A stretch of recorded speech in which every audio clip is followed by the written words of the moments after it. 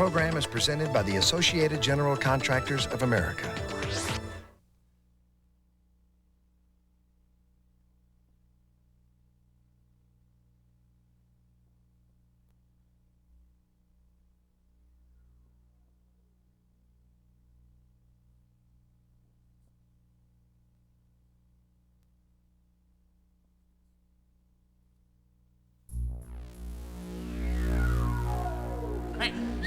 Hey, come on up here and check out the tools, baby. Come on, you guys, cut it out. You're just jealous. Yeah, try wearing a dress someday. See how we treat you. Is this illegal? One wrong move, wham, get a nail right through the bottom of your foot.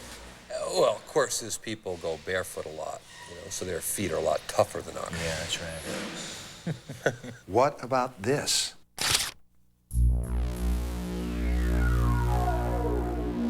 Take a look at this scene and see what you think.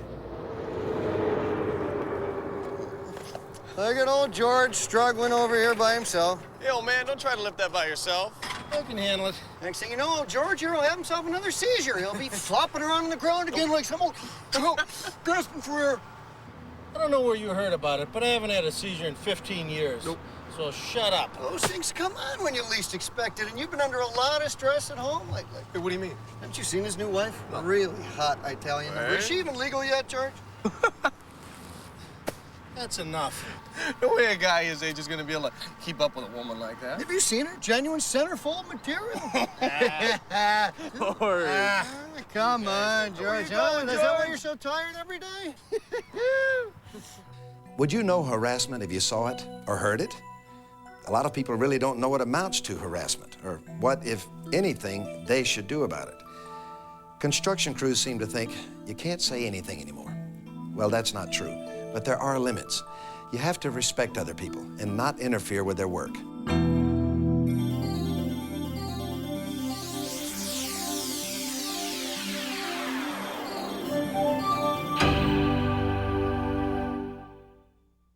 So why has there been so much talk about harassment?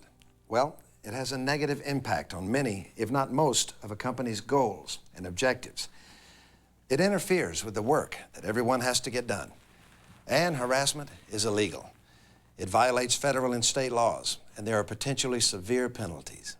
The state and the federal laws have been very clear for a lot of years that you cannot have any form of harassment as long as it's based upon a protected category such as race, religion, age, sex, or a disability. Yes, harassment can hurt a company, but that's not the end of it, by a long shot.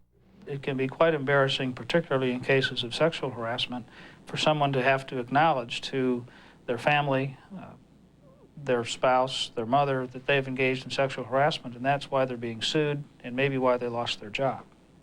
You can't say anything anymore. It's what a lot of people think. The fact is, you can still talk to people. You can tell jokes and stories. But once again, there are limits. Let's look at some situations and find out where the limits are.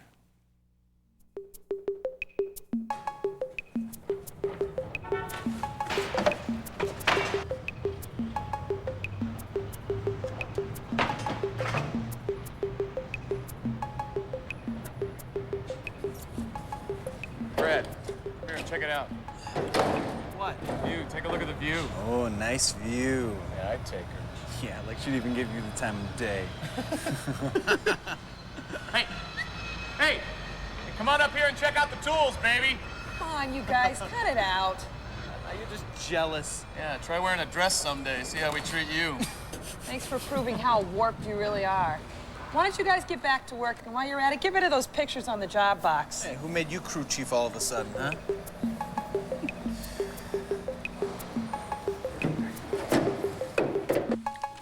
Yeah, Jack wanted to go to the game last night, so we went. What a mistake. I know, it was bad, wasn't it? I'm glad I didn't go. Pitching really stunk. Mm-hmm. Check this out. Sophisticated tomboy. Very, very red hot. Passionate. Hey, Sherry, your ad's in here. You guys shut up. Game was so boring. And the pitching, you think they'd find better pitchers in the minor leagues. You're telling me there's no depth in the bullpen. No, I bet we could go through the headlines here and come up with a good ad for Sherry. Here's one. All I want is dominant pleasure. What does the rest of it say? Oh, Sherry girl, we're gonna fix you up for some wild weekend. Shut up, you guys. My life is none of your business. Just ignore him. You never told us about the rest of your date with Jack. Did you stay at his house? I'll catch you later, Mike. Yeah, see ya. Unwelcome sexual advances and comments violate the law if putting up with them is a term or condition of employment. They unreasonably interfere with someone's work performance, or they create an intimidating, hostile, or offensive work environment. The comments and activities that can create such a work environment include sexually abusive or vulgar language, obscene name-calling, sexually suggestive insults, jokes, or ridicule, persistent prying into someone's sex life, sexually suggestive pinups, calendars, cartoons, or graffiti, offensive touching, and physical interference with someone's movement. If one or more of these things occur, and they are unwelcome, you're headed in the direction of a sexually hostile or offensive work environment. Employees have to be very careful about their conduct in the workplace because of the fact that you can't always predict whether certain behavior will be welcome or not. Many times, people who are the named parties in a harassment case think they're cute. They think they're funny, they're telling jokes, they think their conduct is really quite charming, and they've really never stepped back and taken a look at what they're saying or doing. What I tell people is you should think as you talk as if you're talking in front of your wife, your girlfriend, or your daughter, and that's as good a standard as you will come up with to measure what is welcome or unwelcome. The courts try to be objective about any conduct or activity said to create a hostile or offensive work environment. They normally ask themselves whether a reasonable person would consider the conduct to be sexual in nature, and whether that reasonable person would find that it had affected the conditions of employment. An individual who tells one joke that another employee finds offensive, and the employee tells him to cut it out, if he does cut it out, you probably don't have an offensive environment. On the other hand, if the jokes keep coming, if they're repeated, if there are more things that go up on top of it, you'll have a pattern of activity that can be used to show that the environment itself was hostile and offensive. If a supervisor saw the kind of behavior which we just saw in the vignette and failed to do something about it, the company would surely be found to have violated the law. And that's about all you need to know about harassment. That sexual harassment gets people into trouble, right? Wrong. Sexual harassment is only the beginning. There are other forms of harassment that also violate the law. Hey, Andy, are these 10 or 12 footers? Yeah, I think these are the extras. I better check. Hey, you the snappy dresser. Would you hold the end of this tape down there, will you? Sure. Thank you. Oh, and don't worry. I'll read the numbers. Boy, you are awful dressed up for this kind of work, you know? Yeah, you know, we don't get many fancy dressers here. You see, most people know their place. They want to keep their nice clothes clean. Yeah, look at them dancing shoes. Ooh, those are pretty sweet, you know, but here you gotta watch out. One wrong move and wham, get a nail right through the bottom of your foot. Well, of course, these people go barefoot a lot, you know, so their feet are a lot tougher than ours. Yeah, that's right. What are your names? What? Let's introduce ourselves. Oh, sure, I get it. You know, nice dresser, nice manners. I'm Joey, this is my pal, Andy. That's good to know. I'm Richard Henderson, Chief Financial Officer for the owners, Dietz and Associates. Glad I came by.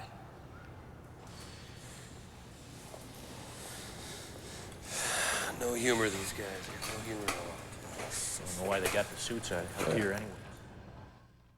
Much of what we've already said about sexual harassment is also true of any non-sexual harassment based on race, color, religion, gender, national origin, age, or disability. Federal and many state laws also prohibit non-sexual harassment based on these characteristics. One of the more common kinds of harassment that's not based on sex is that based on race. Any jokes or slurs or epithets that are directed at an individual because of his or her race can create a hostile environment on the basis of race and impose liability. Anytime a supervisor is confronted with a set of facts or a complaint that shows them there could be a case of a hostile environment, they have to take it seriously. Let's see how Sherry's superiors deal with the hostile environment on their job site. Sherry, you never told us about the rest of your date with Jack. Did you stay at his house? I'll catch you later, Mike. Yeah, see ya. Those guys are really bugging me. Sweet, aren't they? Well, they really got you, didn't they? Well, it's just, you know, I keep telling myself it's only words. Have any of you seen Paulie around? Yeah, he was at 2 about a half hour ago. You should tell him. What? Report it to him. Tell him about Fred and Jim. I'm telling you, this stuff is getting out of control. I had the same problem with Brad and Gary this morning. I'm going to report it. You think I should? Absolutely. Thanks. Yeah.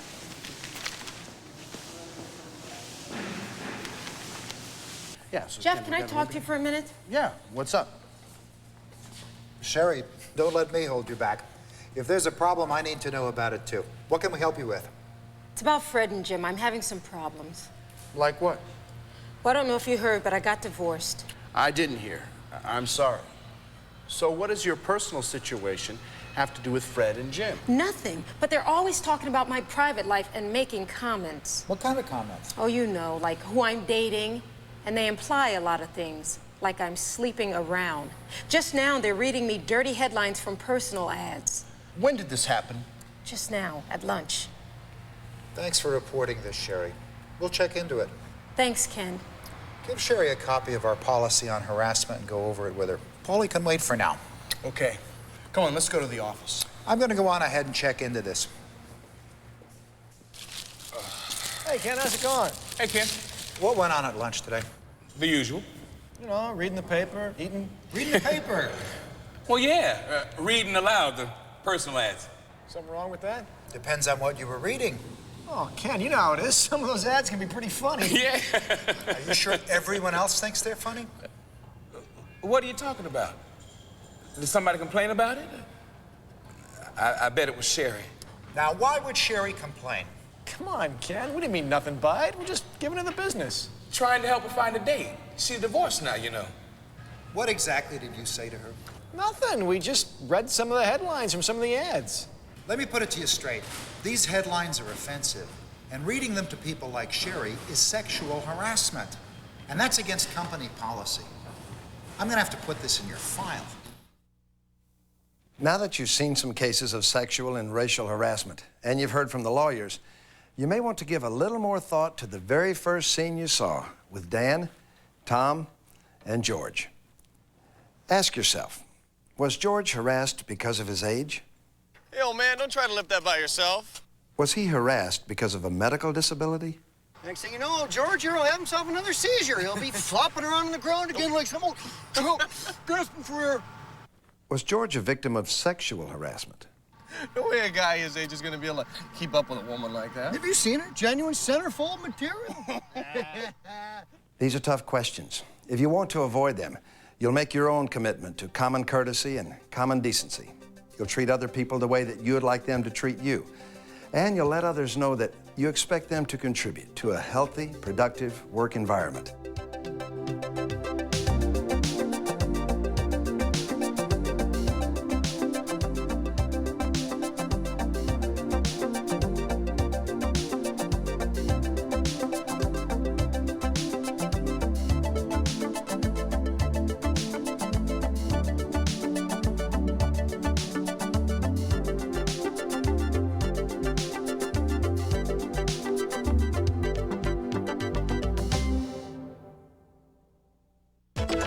This program is presented by the Associated General Contractors of America.